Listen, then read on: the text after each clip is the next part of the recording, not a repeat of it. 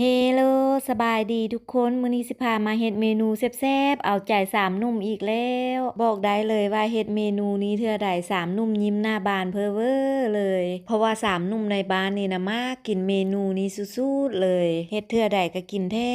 กินว่ากิน2-3มื้อเรียนก็ได้เพราะฉะนั้นแม่แก้วก็เลยได้เฮ็ดไว้ให้กินตลอดเฮ็ดเทื่อใดก็บ่ได้แม่นเฮ็ดน้อยๆได้ทุกคนเฮ็ดบักหลายๆเลยและสำหรับในการเฮ็ดเมนูนี้ก่อนอื่นก็จะมาเกี่ยมเพื่อจะไปเฮ็ดหน้าข้าวซอยก่อนนำมักเล่นเนาะไปล้างน้ำทำความสะอาดดีๆแล้วก็มาซอยบางๆถ้าผู้ใดบ่อยากซอยเนาะนำไปปั้นเอาก็ได้หลังจากที่ซอยมักเล่นแล้วก็จะมาซอยหัวผักบัวผักเทียมโตหลังจากนั้นเนาะก็จะนำเอาแผ่นถั่วเน่าเพื่อมาแช่น้ำไว้เพราะว่าถั่วเน่าที่แม่แก้วจะใส่หน้าข้าวซอยมื้อนี้แม่แก้วเลือกเอาถั่วเน่าที่เป็นแผ่นเพราะฉะนั้นแบบเป็นแผ่นนี้มันแข็งเนาะก็ต้องได้นำมาแช่น้ำไว้ก่อนถ้าผู้ใดบ่อยากใส่ถั่วเน่าที่เป็นแผ่นแบบนี้เนาะสามารถใส่ถั่วเน่าแบบเปียกเอาก็ได้มันจะสะดวกสบายกว่าหลังจากที่เกี่ยมเครื่องทั้งหมดแล้วเนาะก็จะมาเกี่ยมคั่วหน้าเลยบาดนี้ค้างหม้อตามด้วยการใส่น้ำมันลงไปพอน้ำมันเริ่มร้อนก็ใส่หัวผักบัวผักเทียมที่เฮาซอยไว้หั่นลงไปได้เลยเฮ็ดไฟอ่อนใช้เวลาคั่วไปพอหัวผักบัวผักเทียมเริ่มเป็นสีเหลืองทองงามๆแบบนี้ตามด้วยการใส่มะเขือป่นสำหรับแต่งหน้าลงไป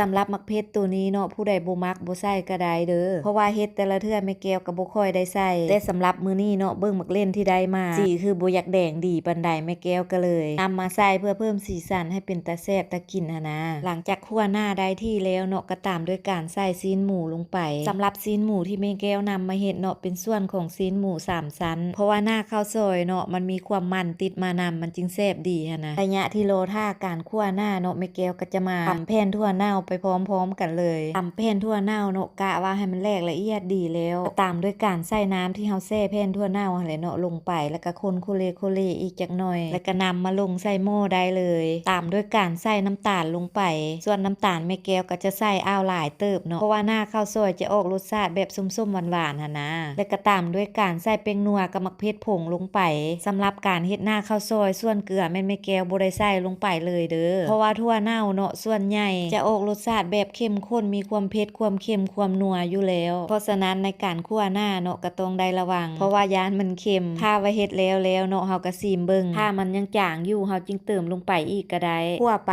พอหน้าเริ่มแห้งเนาะก็ตามด้วยการใส่มักเล่นที่เฮาซอยไว้ลงไปส่วนน้ำแม่แก้วจะบ่ได้ใส่ลงไปเลยเนาะเพราะว่าหลังจากที่เฮาใส่มักเล่นลงไปแล้วน้ำมันจะออกมาเองโดยอัตโนมัติเห็นบ่ทุกคนพอมักเล่นมันเริ่มเปื่อยเนาะน้ำก็จะออกมาหลายเลยแหละตอนนี้แม่แก้วก็จะใช้เวลาในการเคี่ยวหน้าเพื่อให้น้ำมันแห้งลงจักหน่อยแต่ในการเคี่ยวหน้านี่เนาะก็ต้องได้ใช้เวลาอ้าวดุนเด้เพราะว่าต้องได้เฮ็ดไฟอ่อนๆใจเย็นๆค่อยๆเคี่ยวไปค่อยๆคนอยู่ตลอดถ้าว่าเฮาบ่มั่นคนเนาะอาจจะติดก้นหม้อเลยเฮ็ดให้ไหม้ได้แม่แก้วก็จะค่อยเคี่ยวไปให้หน้ามันเริ่มแห้งลงอีกจักหน่อยเพราะว่ามื้อนี้แม่แก้วหันจะเฮ็ดหน้าซ้ายเป็น2แบบเลยซ้ายทางกินแบบพันแล้วก็ซ้ายทางกินแบบเส้นเด้เพราะฉะนั้นก็ต้องได้เคี่ยวหน้าให้มันอ้าวแค้นๆเด้เนาะพอน้ำมันเริ่มแห้งลงประมาณนี้ก็ถือว่าได้แล้วเนาะบ้านนี้แม่แก้วก็จะมาเกี่ยมเครื่องเพื่อจะนำไปพันรับเครื่องพันเนาะก็จะมีข้าวโคบอีกสิ่งหนึ่งที่ขาดบ่ได้เนาะเวลากินข้าวซอยสิ่งที่เข้ากันกับข้าวซอยสู้ๆนั่นก็คือผักน้ำนี่เอง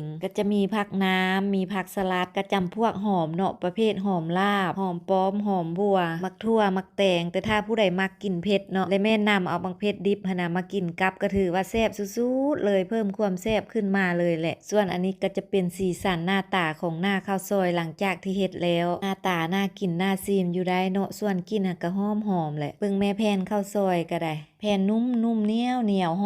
อมแหละวันมื้อนี้แม่แก้วก็จัดมาทั้ง2แบบเลยทั้งแบบแผ่นแล้วก็แบบเส้นเพราะว่าทุกคนในเฮือนนี่เนาะมักกินทุกแบบเลยบ่ว่าแบบเส้นหรือว่าแบบแผ่นถ้าถามว่าระหว่างแบบเส้นกับแบบแผ่นแบบใดแซ่บแต่สำหรับแม่แก้วเนาะมันแซ่บทั้ง2แบบเลยต่างแต่ว่าเวลาเฮากินแบบแผ่นนี่เนาะมันจะแซ่บแบบเข้มข้นแต่เวลากินแบบเส้นเนาะมันจะมีน้ำรับรสชาติก็จะเจือจางลงน้อยนึงแต่แบบเส้นก็จะแซ่บไปอีกแบบเป็นเอกลักษณ์ของมันเนาะสรุปแล้วก็แซ่บทั้ง2แบบหั่นแหละเนาะและพวกเจ้าเดหลังจากที่ได้กินแล้วคิดว่าระหว่างข้าวซอยพันกับข้าวซอยน้ำตัวใดแซ่บก่อนกันวิธีการกินข้าวซอยแผ่นเนาะแม่แก้วก็จะมักใส่ผักหลายๆลงไปแบบนี้นำตามดีใส่มักเผ็ดลงไปนำอีกหน่วยนึงเนาะเวลากัดเข้าไปนะป้าติโตความเผ็ดมันซึมออกมาเป็นอีหยังที่ว่าเข้ากันและเพิ่มความแซ่บให้ข้าวซอยพันสุดๆเลยแหละหลังจากที่แม่แก้วเฮ็ดแล้วเนาะลูกชายเพิ่นก็เลิกโรงเรียนมาพอดีป้าแต่มาเห็นแม่เฮ็ดข้าวซอย อยว่าซั่นดีใจบักคักเลยบ่ทายฮอดเครื่องฮอดหยังฟ้าวแล่นไปล้างมือแล้วก็มานั่งใส่เลยน้องอิฟหั่นน่ะจะมักกินแฮงเมนูนี้นะแม่เฮ็ดเทื่อใดก็แม่นเที่ยวมากินอยู่หมดมื้อเลยแถมยังกิน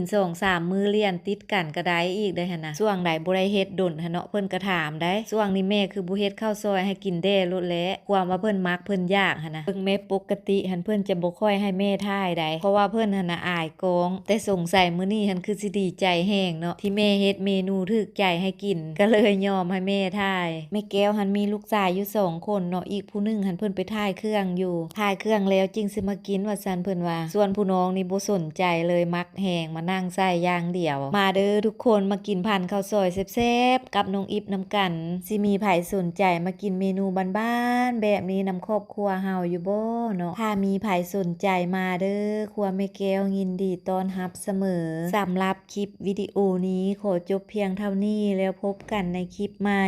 ก่อนไปขออวยพรให้ทุกคนจงใช้ชีวิตในแต่ละวันอย่างมีความสุขไปก่อนเด้อทุกคนบ๊ายบาย